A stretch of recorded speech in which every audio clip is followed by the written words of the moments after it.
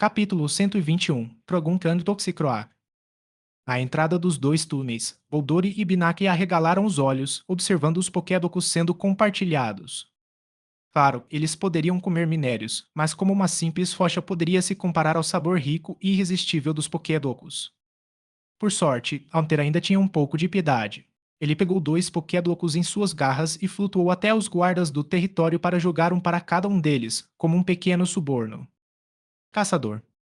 Com uma risada travessa, Alter voltou flutuando para a fogueira e ergueu suas garras triunfantemente, como se tivesse acabado de realizar um feito nobre. Mas Dracolak e Corvisquiri já estavam dormindo profundamente e Growlithe estava encoscado ao lado de Shiro, quase cochilando também. Apenas vibrava e encarava com olhos brilhantes e claros, sem entender o que a criatura roxa e sombria estava fazendo. Ah. Entediado, Alter deu uma voltinha preguiçosa antes de se jogar ao lado da lareira.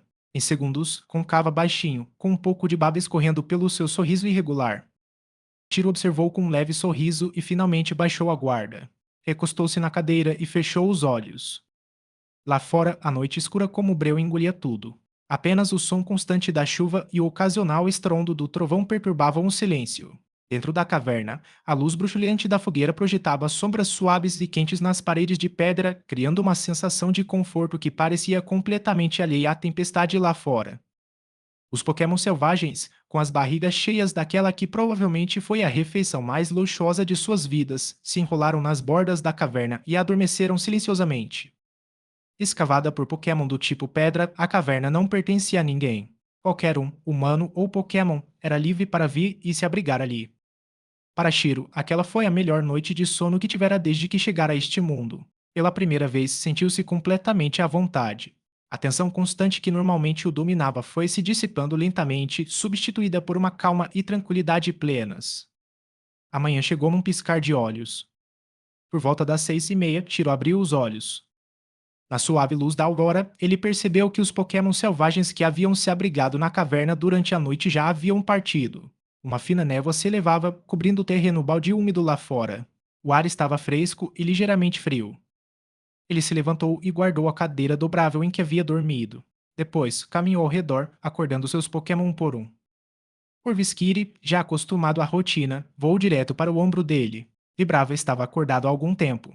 Growlithe, no entanto, concava profundamente. Tiro deu uma risadinha e recolheu os dois Pokémon para suas Pokébolas. Dracoac emitiu um zumbido baixo e desapareceu em sua sombra junto com Drape. Estou procurando. Haunter se mexeu, se espreguiçando lentamente e esfregando os olhos. Mas antes que pudesse acordar completamente, caiu de volta na cama e começou a roncar novamente. Esse Haunter é preguiçoso demais, murmurou Shiro. Ele o agarrou pela cabeça, segurando-o brevemente antes de soltar um suspiro e recolhê-lo também. A melhor coisa sobre uma Pokébola era que ela podia servir como um lar temporário para um Pokémon a qualquer hora e em qualquer lugar. Dormir dentro dela não era problema nenhum. Assim que tudo foi guardado, Shiro olhou para o pequeno fogão de barro da noite anterior. O fogo já havia se apagado há muito tempo e o interior endurecera, transformando-se em barro sólido. Vamos deixar isso por aqui. Ele não se deu ao trabalho de limpar o fogão de barro abandonado. Jogou a mochila sobre o ombro e saiu da caverna. Oh! Enquanto o ar fresco da manhã roçava seu rosto, Shiro puxou o capuz para baixo e colocou a máscara. Um novo dia começa.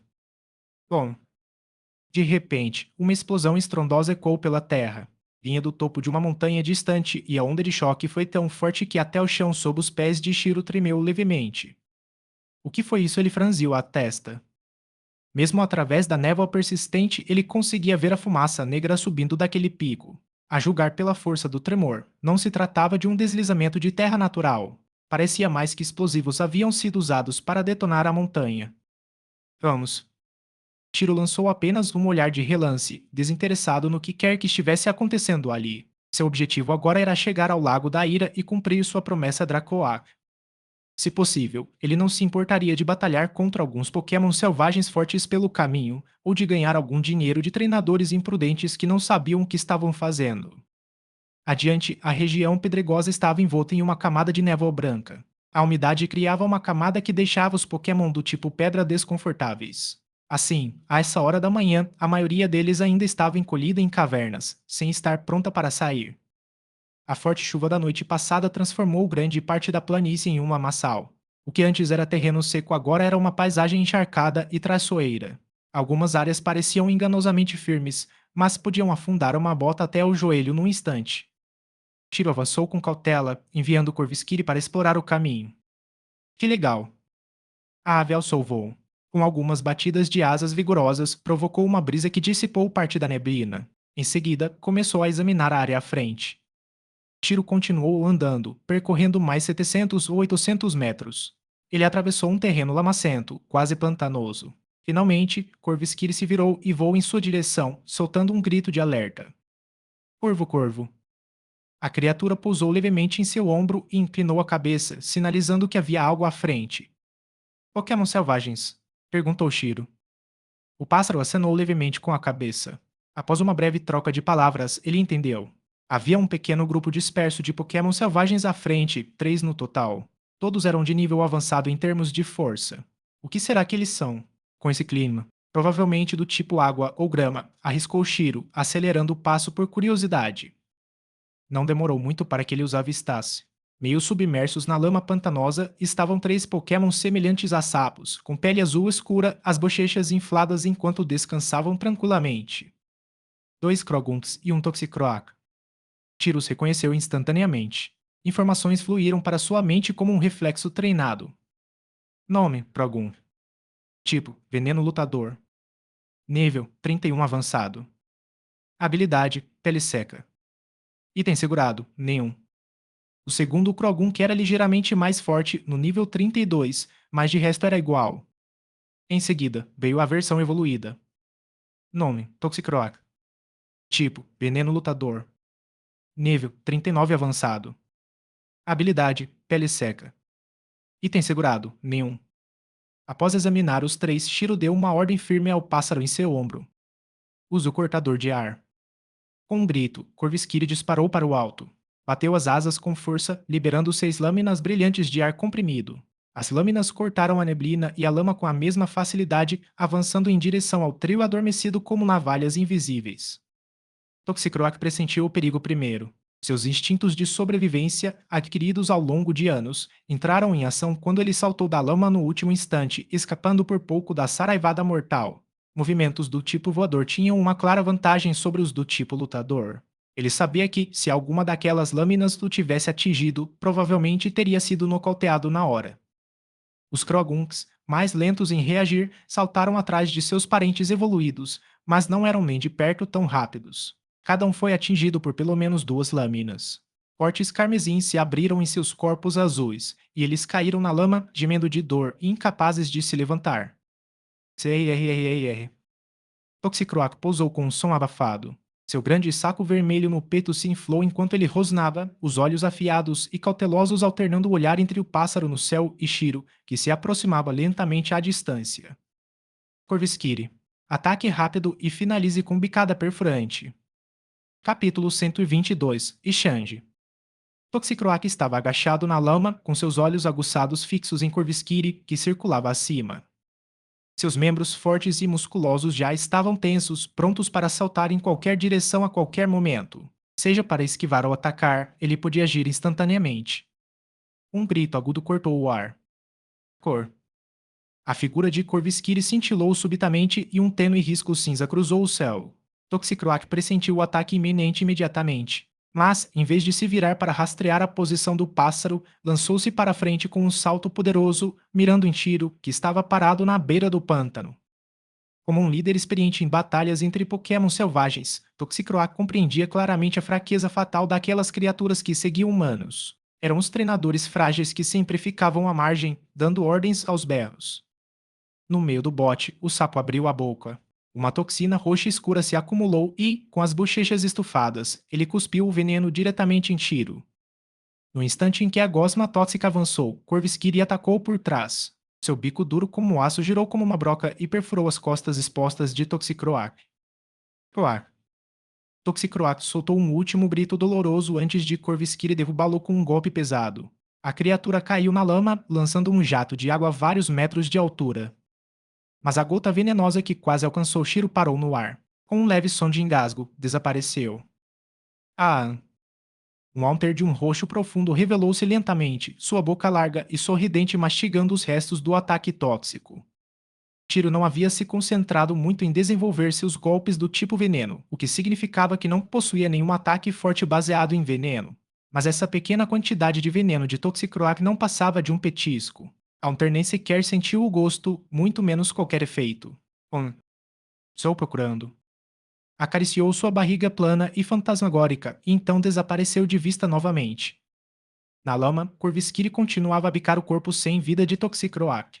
Como um Pokémon de batalha treinado, estava furioso por a criatura selvagem quase ter atacado seu treinador. Já chega, Corvisquiri. Volte agora. Só depois que Shiro gritou bem alto é que o pássaro saiu do seu estado de fúria. Com um gesto de cabeça, Corvisquiri espantou os pedaços de carne e sangue que estavam presos ao seu bico, lançou um último olhar para o corpo meio afundado e voltou a bater as asas para o ombro de seu treinador. Contornando cuidadosamente o trecho pantanoso mais próximo, Shiro pegou seu comunicador e consultou o mapa. Eles estavam agora na parte sul da região selvagem de Stone. Se tudo corresse bem, talvez conseguissem sair até o final do dia. A noroeste ficava o Lago da Indignação. Dizia-se que era ali que a família de Draculac morava, bem no coração do lago. Certo. Vamos continuar. Espero que consigamos acampar perto do lago antes do anoitecer, disse Shiro, observando o chão sob seus pés e acelerando o passo. O terreno ali era traiçoeiro. Trechos de pântano e terra firme se misturavam e a maioria parecia igual. Shiro teve que encontrar um galho comprido e usá-lo como bengala, avançando a cada passo como um cego tateando o caminho. Áreas pantanosas como essa costumavam ter Pokémon do tipo água. Alguns podiam ser agressivos e ficar à espreita sob a superfície turva, atacando de surpresa qualquer um que se aproximasse demais. Para se manter seguro, Shiro fez com que Haunter e Draculac permanecessem invisíveis e o protegessem de ambos os lados durante todo o caminho. Ainda assim, ele gostava de encontros. Sua equipe precisava de mais batalhas reais para ficar mais forte. Quanto a Corvisquiri, ele o enviou de volta para explorar e procurar por quaisquer sinais de Pokémon selvagens. Após quase meia hora de progresso constante, o terreno começou a subir. Tiro se viu no centro do deserto pedregoso. Em dias secos e ensolarados, esta área normalmente seria o território de Geodude e sua linha evolutiva. Esses Pokémon tinham temperamentos terríveis e rolavam direto para cima de qualquer coisa que entrasse em seu território. Mas agora que a chuva havia encharcado o solo, os Pokémon do tipo Pedra provavelmente se refugiaram em suas cavernas para dormir. Grande parte da área ficou alagada e com água acumulada, formando aglomerados de pequenos lagos. O céu ainda estava nublado hoje, o sol não dava sinal de vida e uma fina névoa se agarrava ao chão, recusando-se a dissipar. Tiro escalou uma grande rocha, contemplando a vasta extensão de água à sua frente. Não havia um caminho óbvio adiante. Se fosse necessário, ele teria que contar com Corvisquiri ou Draculac para levá-lo voando até o outro lado. Skiri. Nesse instante, Corvisquiri retornou de sua missão de reconhecimento, planando e pousando perfeitamente diante dele. Bateu as asas e gesticulou, tentando explicar o que havia encontrado. Você está dizendo que o caminho à frente está ocupado por uma tribo Binaki.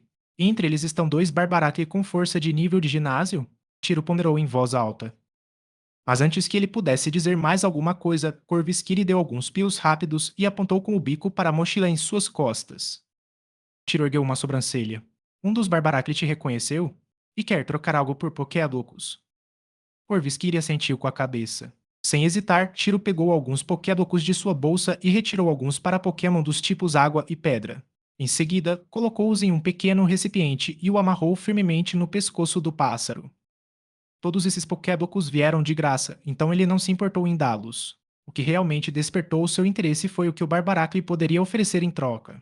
Pokémon selvagens geralmente não tinham um valor convencional e, embora às vezes trouxessem lixo sem valor, também podiam surpreender com achados raros e preciosos. Com uma batida de asas, Corvisquiri alçou o voo novamente. A onda deslizou levemente sobre a superfície calma e azulada da água, deixando para trás uma sombra veloz. Somente depois de sua passagem, pares de olhos cautelosos emergiram lentamente sob as ondulações. Os Pokémon pássaros voadores, com sua força considerável, eram predadores naturais nesses pântanos e sua presença incutia medo em muitos dos moradores locais.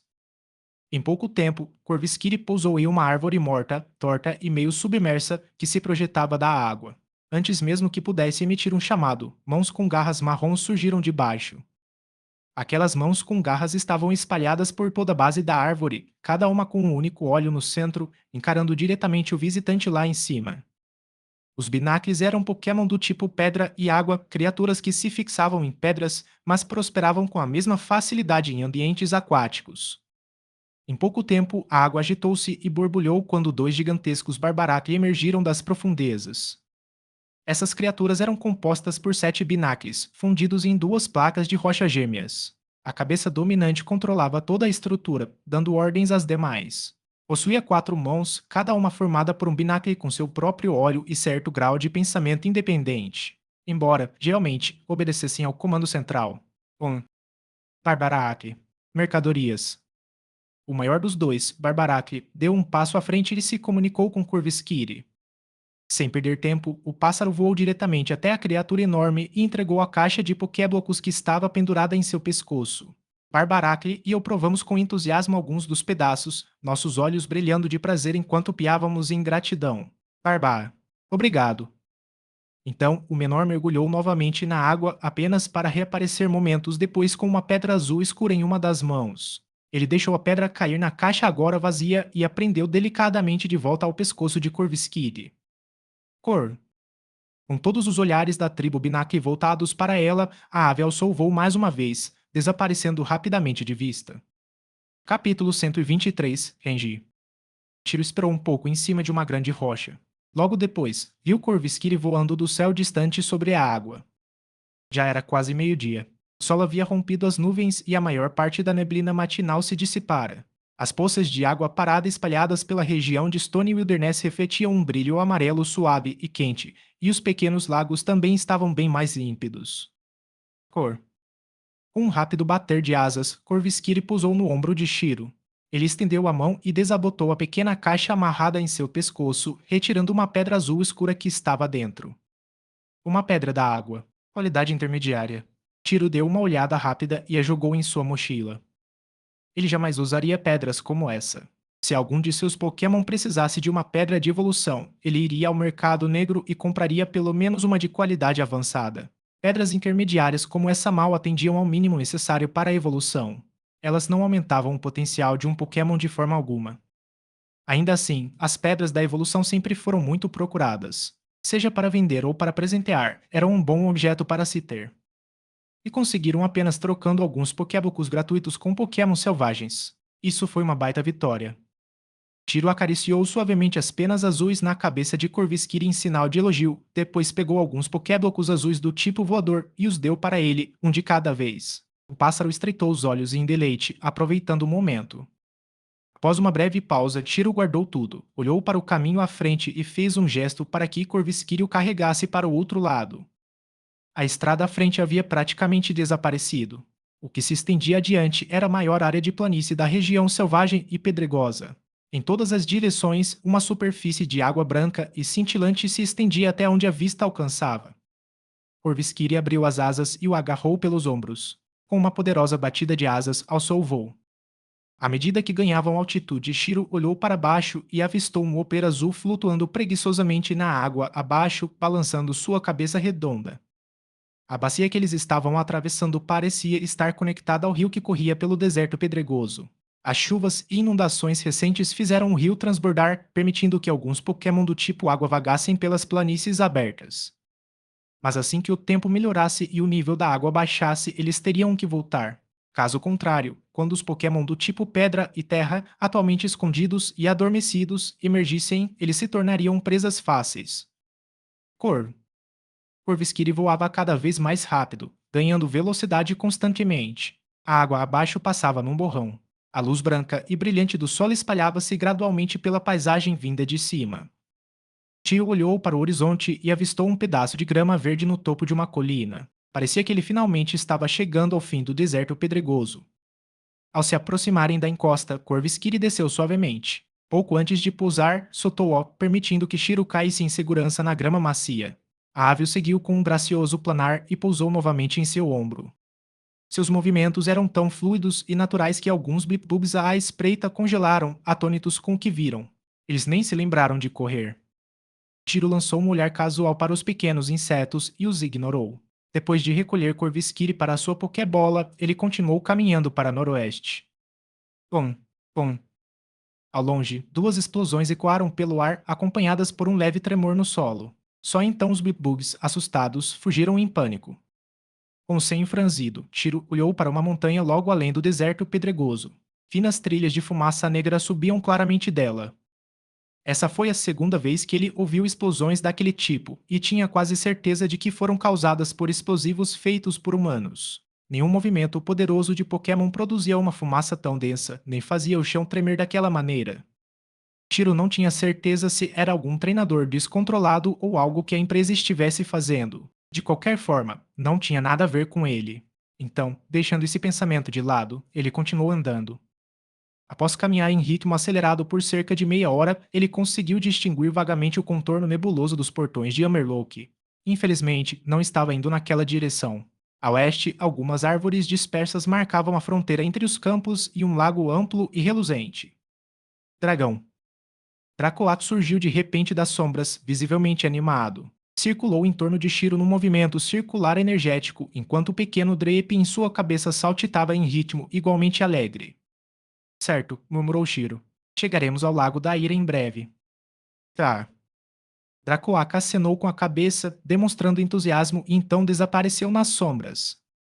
Shiro acelerou o passo e entrou no bosque estreito à sua frente. Conforme avançava, vozes fracas começaram a filtrar-se por entre as árvores, pessoas discutindo. Poderia haver algum ponto de encontro por perto. Com essa suspeita, ele seguiu o ruído em direção à borda do bosque, onde as árvores davam lugar a um espaço aberto perto do lago. Poucos minutos depois, as vozes ficaram claras. Um Pokémon do tipo água de nível avançado com lavagem cerebral, e você está pedindo 200 mil? Isso é pior que o maldito mercado negro. Ele já passou por 5 mãos. Então vá comprar no mercado negro. Este é o preço aqui. Não gostou. Sem problemas. Seu filho da P. O quê? Você quer brigar? A discussão deles foi interrompida abruptamente quando Shiro saiu de trás das árvores.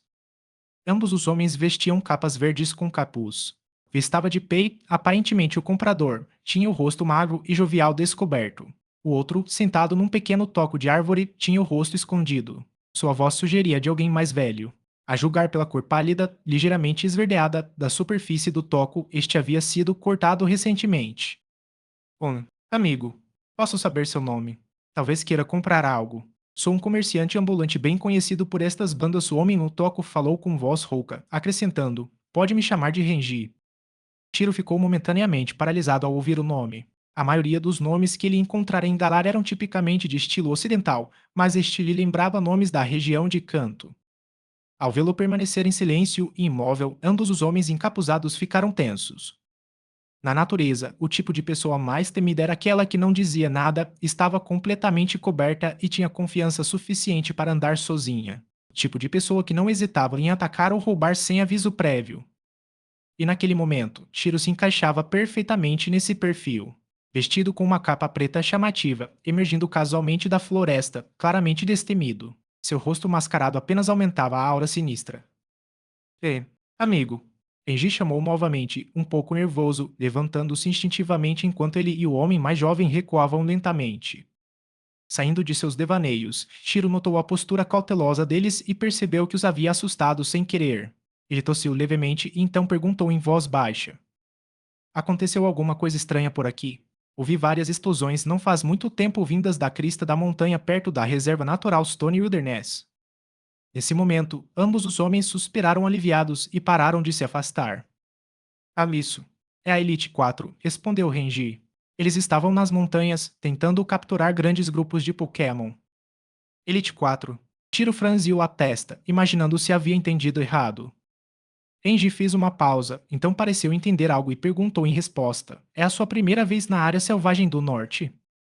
Capítulo 124. Laqueofiltrage. Tiro assentiu silenciosamente em resposta à pergunta de Renji. Essa foi de fato a primeira vez dele na área selvagem do norte e também a primeira vez que ouviu alguém mencionar Elite 4. Em regiões bem estabelecidas como Kanto, Johto ou Wen, havia uma estrutura de poder clara, o campeão no topo, seguido pela Elite 4 e, por fim, os líderes de ginásio. Esses cargos não apenas representavam a imagem pública da liga, mas também lidavam com incidentes envolvendo atividades violentas de Pokémon. Na maior parte da liga, um líder de ginásio era essencialmente o prefeito de sua cidade.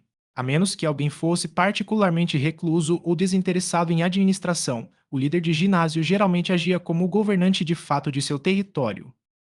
Os campeões e os membros da Elite 4 eram oficiais de alto escalão em suas respectivas ligas regionais, com autoridade para participar da tomada de decisões centrais. Mas Galar, que havia sido absorvida pelo sistema da liga recentemente, era um caso diferente. A região mal havia mantido uma estrutura básica de líderes de ginásio e só adicionou o cargo de campeão ao promover a Copa dos Campeões. Quanto à Elite 4, Shiro nunca tinha ouvido falar de tal coisa. De repente, Enji começou a falar da Elite 4 e até mencionou explodir montanhas com explosivos para capturar Pokémon, provavelmente para vendê-los. Foi vergonhoso. É só um título que a gente se deu por aqui, explicou Renji com um sorriso enquanto se sentava novamente em seu toco de madeira. A Elite 4 da área selvagem. Já que não temos uma Elite 4 oficial em Galar, esses são 4 treinadores cuja força todos por aqui reconhecem. As pessoas os chamam assim porque eles conseguem criar Pokémon fortes o suficiente para enfrentar ginásios. Mas, honestamente, eles são mais como bandidos de rua comparados aos de Macrocosmos. Shiro assentiu com a cabeça, compreendendo, e então perguntou, curioso, então, quem são os 4? Cillian, que se especializa em tipos água. Alric, que usa tipos normal. Dalton, que gosta de tipos inseto. E Felix, que se concentra em tipo sombrio. Enji numerou os nomes rapidamente e, em seguida, deu mais detalhes. O Cillian é um cara decente. Bem leal. Às vezes as pessoas até pedem para ele mediar conflitos. O Alric é um solitário convicto. Já o Felix e o Dalton, eles também são famosos, mas por motivos diferentes. Digamos que eles são do tipo que gostam de pegar coisas que não lhes pertencem. Shiro reconheceu o nome Dalton, o especialista em Pokémon do tipo inseto. Era o cara do grupo de sequestradores que ele tinha encontrado em Stone Seed. Ele era ousado. Ele decidiu perguntar: especialista em insetos? Sim. Bem raro, né?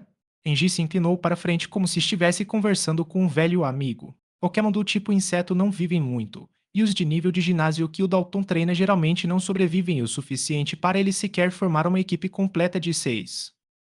Após Enji terminar de falar, o jovem ao lado deles, que até então havia escutado em silêncio, interrompeu. Provavelmente é por isso que o Dalton anda roubando o Pokémon dos outros ultimamente. Ele até tinha uma reputação muito boa, e alguns o consideravam tão bom quanto o Cillian. Mas não faz muito tempo, espalhou-se a notícia de que ele embolsou milhões de Pokédólares, deixando vários treinadores selvagens que trabalhavam para ele sem receber. E depois disso, ele mudou completamente. E Tiro deu uma risadinha suave, como se uma pequena compreensão estivesse surgindo em sua mente. De volta ao deserto perto de Stone Seed, quando Dalton ordenou que seus homens corressem primeiro, não foi por medo de serem perseguidos. Ele simplesmente não queria dividir os lucros com eles. Ele sabia que aqueles pesquisadores eram valiosos. Planejava trocá-los por filhotes de Pokémon do tipo dragão, algo que valia muito mais do que até mesmo dragões de nível de ginásio totalmente treinados. Porque eles podiam ser criados e se tornar Pokémon obedientes e viviam vidas notoriamente longas. Se tivesse sido alguém mais conciliador negociando com Dalton, o acordo poderia ter se arrastado por muito tempo. Depois de contatar Rose, talvez tivessem chegado a um acordo em algo como um filhote de dragão mais alguns outros recursos. Mas Dalton havia sido traído por seus sócios covardes na época. Talvez ele só quisesse compensar as perdas, mas depois de ser acusado de roubar milhões, ele perdeu a cabeça. Chega de fingir. Ele estava se dedicando totalmente a ficar mais forte. Enfim, Renji olhou de giro para o jovem. Vocês dois têm algo para comprar? Como um comerciante que preza pela sua reputação, estarei aqui o dia todo. Antes que pudesse terminar, o jovem cruzou os braços e se pronunciou. Bobagem. Você está sempre aqui, agindo como se fosse sair dali. Como se não houvesse comerciantes em todo lugar. E Renji não se irritou, nem se defendeu. Em vez disso, voltou ao assunto principal. Aquele Pokémon de nível avançado do tipo água com lavagem cerebral. 1.900 mil Pokédólares só por causa deste amigo. Oferta final. Você quer? O jovem ficou em silêncio. 1.900 mil era um preço exorbitante para um Pokémon condicionado. Mesmo sem lavagem cerebral, a Macrocosmos geralmente os comprava por 100 mil. Os preços de revenda dependiam da utilidade e força do Pokémon, talvez algumas dezenas de milhares a mais. Ele estava de olho em um Drenal, um Pokémon do tipo água que mal chegava ao nível avançado. Seu plano não era batalhar com ele, mas usá-lo para navegar pelas áreas alagadas da selva pedregosa e capturar Pokémon selvagens. Mas esse Drenal já havia passado por sabe-se lá quantas mãos. No mercado negro, talvez valesse 110, 120 mil no máximo. Tudo bem. Após uma breve hesitação, o jovem pagou. Ele acreditava que poderia capturar Pokémon que valessem muito mais do que o que acabara de gastar. A transação ocorreu sem problemas e o jovem desapareceu na floresta logo em seguida. Kenji se virou para Shiro novamente. Seu rosto, escondido sob uma máscara, não revelava nada. Irmão, precisa de alguma coisa? Pokémon, Pokébocos, remédios, ações. Eu tenho tudo. Shiro balançou a cabeça sem dizer uma palavra e começou a caminhar em direção à margem do lago próximo. A voz de Renji soou atrás dele. Se precisar de alguma coisa, me procure por aqui. Estou sempre aqui. Shiro não olhou para trás. Simplesmente ergueu a mão e acenou levemente, apenas o suficiente para mostrar que tinha ouvido. À frente, a vasta extensão do lago da Ira se estendia até o horizonte. O sol da manhã havia nascido, lançando um brilho branco deslumbrante sobre a água. O reflexo cintilava como vidro, quase doloroso de se olhar. Shiro caminhou até a margem do lago e olhou para baixo. A água era tão cristalina que ele conseguia ver o fundo. Dracoac, para que lado fica sua casa? Perguntou ele suavemente. O Pokémon do tipo dragão apareceu ao lado dele, mas não respondeu. Em vez disso, avançou para trás dele, agarrou seus ombros e disparou para o céu. A pele azul pálida de Dracoa contrastava fortemente com a capa preta esvoaçante de Shiro, criando uma silhueta impressionante enquanto sobrevoavam o lago. De volta à floresta, Renji os observou desaparecerem na distância. Inconscientemente, tocou uma Pokébola em sua cintura, murmurando para si mesmo. Macrocosmos, ou talvez a família dos dragões. De qualquer forma, cara perigoso. Enquanto isso, em uma pequena ilha, na parte norte do Lago da Ira, um Dragapult de escamas escuras jazia estirado no centro de um gramado ensolarado, soltando um longo e preguiçoso bocejo. Era um dragão antigo, um dos anciãos do clã Dragapult local. Com um ligeiro movimento do corpo, murmurou algo em tom semiconsciente. Terá nada melhor que uma boa soneca comentário. Capítulo 125 Dragapult. Na região centro-norte do Lago da Ira, o antigo clã Dragapult viveu por gerações. Ao longo de milhares de anos, inúmeros autoproclamados domadores de dragões aventuraram-se por aqui na esperança de conquistar o favor do clã e levar alguns Drape consigo. Essas pessoas seriam capazes de tudo para conseguir isso. Dizia-se que, 100 anos atrás, um prodígio da família dos dragões de Amerlock veio a este lugar tentando subjugar um dos dragões. Ninguém sabia exatamente o que aconteceu, mas aquele treinador de nível elite voltou para casa gravemente ferido e morreu pouco depois. Desde então, a temida reputação do Lago da Ilha e do clã Dragapult se espalhou novamente por Galar. Até mesmo os experientes esquadrões de caça de macrocosmos evitavam causar problemas perto do coração do lago. Mas, na verdade, apenas o Dragapult que ainda estava vivo conhecia a verdadeira história. Aquele tal prodígio simplesmente se superestimou. Em sua arrogância, ele desafiou o ancião mais forte do clã e foi derrotado com um único golpe, tanto ele quanto seu Pokémon esmagados. Quanto à força daquele ancião, deitado preguiçosamente na grama, banhando-se ao sol, Dragapult se lembrava disso melhor do que ninguém. A presença daquele ancião rivalizava com a do dragão cósmico que dormia nas profundezas de Galar. Tra. Absorto em seus pensamentos, Dragapult rolou de lado para deixar a luz do sol aquecer suas costas geladas. Com a ponta da cauda, coçou um ponto que coçava perto da parte traseira, mexendo-se com um grunhido suave. Esse ancestral havia falecido há mais de uma década. O que restou de seu corpo se tornou um banquete para o clã, permitindo que vários jovens Drape evoluíssem rapidamente para Draculac em apenas alguns anos. Dragapult também havia comido bastante. Só de pensar na refeição, sua boca encheu d'água. Ele apertou os olhos, com um fio de saliva escorrendo do canto da boca. Tragar o sabor do ancestral. Só quem o provou entenderia. Doutora. Meio adormecido, Dragapult ouviu uma voz familiar. Era exatamente como a de seu sobrinho mais velho, que havia desaparecido recentemente do clã. Tra murmurou, virando-se novamente e tentando ignorar o ruído irritante para voltar a dormir. O sabor do meu sobrinho. Dragão. Antes que pudesse alçar voo novamente, Draculac desceu do céu com força, furioso. Esperava uma recepção calorosa de seus parentes assim que retornasse, alguns abraços, perguntas preocupadas e demonstrações de afeto. Também pensou que eles poderiam perguntar sobre o humano ao seu lado. Em vez disso, deparou-se com a visão de seu tio roncando ao sol, babando e murmurando sobre o gosto de seu ancestral. Draculac também não havia esquecido aquele gosto, mas agora aquele velho tolo estava falando sobre o gosto dele também? Isso era demais. Flutuando no ar, a cauda de Draculac brilhou com energia azul esverdeada do tipo dragão. Sem dizer uma palavra, lançou um ataque cauda de dragão, golpeando com força de ambos os lados e atingindo a traseira empinada de seu tio. Será? Doutora, isso é por pensar no meu cadáver. É o que você ganha. Quanto mais Draculac pensava nisso, mais furioso ficava. Desceria golpe após golpe até que os olhos de Dragapult se arregalaram de dor. Com um grito estrangulado, o dragão maior se esquivou e escapou por pouco do ataque. Será? Dói. O grito agudo fez até Shiro, que observava de perto, desviar o olhar, desconfortável. Os tipos dragão eram fortes uns contra os outros. Mesmo que houvesse uma diferença de poder entre eles, os ataques de Draculac ainda podiam causar um estrago considerável. Ai. Dragapult se contorceu na grama, tentando aliviar a dor em seu traseiro no chão frio. Dra. Tio, o que você estava fazendo? Draculac pairava ao lado de seu tio, com pequenas garras azul esverdeadas nos quadris, encarando furiosamente o dragão mais velho. Dragapult olhou para o sobrinho que retornara inesperadamente, com uma expressão miserável no rosto. Aquele pirralho havia desaparecido sem deixar rastro, e agora reaparecia como se nada tivesse acontecido. Como ele poderia saber se o garoto estava vivo ou morto? Não seria razoável preparar um banquete, por precaução? O clã chegou a enviar 2 membros para procurar o corpo de Draculac. Nada. A situação claramente se voltou contra ele. Dragapult baixou a cabeça, ainda esfregando o traseiro dolorido, e evitou encarar o olhar penetrante de Draculac.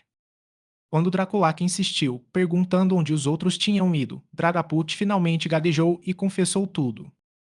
Atualmente, além do próprio dragão ancião, o clã possuía apenas 2 outros Dragapult. Devido à baixa taxa de reprodução dos tipos dragão, todo o clã Dragapult mal ultrapassava 20 indivíduos. 3 Dragapult, alguns Dracolac e uma dúzia ou mais de Drape. Normalmente, todos os Drape seguiam o Dracolac ou Dragapult. Quanto ao paradeiro deles, o resto do clã estava no interior do território, dormindo profundamente. Ah, Dracolac ficou estupefato. Dormindo. Eles são todos jovens e cheios de potencial. Como poderiam estar cochilando o dia todo em vez de treinar e batalhar contra outros Pokémon para ficarem mais fortes? Ah, Dragapult ergueu a cabeça, confuso. Mas não tem sido sempre assim? Só dormir o dia todo? Draculac ficou sem palavras. Depois de passar mais de um mês com Shiro, sua rotina diária havia mudado completamente. Inconscientemente, agora acreditava que acordar às 6 e ir dormir às 7 era perfeitamente normal. Afinal, havia deliciosos pokébocos todos os dias. Cada refeição havia se tornado algo para se esperar com ansiedade. Mas aqui, nas terras do clã, os recursos eram escassos. Os dragões passavam os longos dias simplesmente dormindo. Ao perceber isso, Draculac silenciou. Por um instante, sentiu-se tentado a simplesmente dar meia volta, seguir Shiro e nunca mais retornar. Pingar. Empoleirado de cabeça para baixo, o pequeno Drape sentia o mesmo. O pequeno dragão levantou-se bufando, abanando o rabo e criticando em voz alta o estilo de vida preguiçoso de seu clã.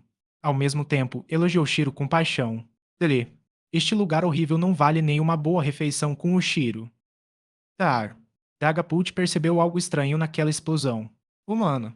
Tem um humano aqui? A criatura alçou o voo e examinou a área rapidamente. Logo avistou Shiro agachado na beira da ilha, olhando fixamente para o lago. Confusa, voltou-se para Draculac em busca de uma explicação. Após algum tempo, o dragão mais jovem relatou tudo o que havia acontecido. Enquanto isso, à beira do lago, Shiro contemplava em silêncio a água azul cristalina e a terra marrom abaixo. Ele não conseguia entender uma palavra do que aqueles dragões estavam dizendo. Como um namorado visitando a casa da namorada pela primeira vez, ele não tinha ideia do que deveria fazer. Tra. Humano. De repente, Dragapult soltou um rugido alto e avançou diretamente para cima dele. Até mesmo Draculac se assustou e correu para interceptá-lo. Ao ouvir a comoção, Shiro se virou confuso apenas para se deparar com a cabeça de dragão metálica em forma de flecha que crescia rapidamente e avançava em sua direção, com a boca escancarada como se fosse mordê-lo. Seu coração disparou, ele quase caiu para trás no lago. Mas Dragapult conseguiu parar a tempo, virou-se e mostrou as costas. Traumano, venha dar uma olhada na minha bunda. Apontaram a cauda em direção à marca verde escura deixada por Draculac, balançando a traseira num gesto de súplica lamentável. Ao ver o dragão iniciar uma dança bizarra, o cérebro de Shiro quase desligou. Ele agarrou a grama aos seus pés para não cair. Após respirar fundo algumas vezes para se acalmar, ele se concentrou e observou Dragapult repetir o movimento mais algumas vezes antes de finalmente entender o que estava acontecendo. Aliviado, Shiro tirou a mochila das costas e começou a procurar remédios.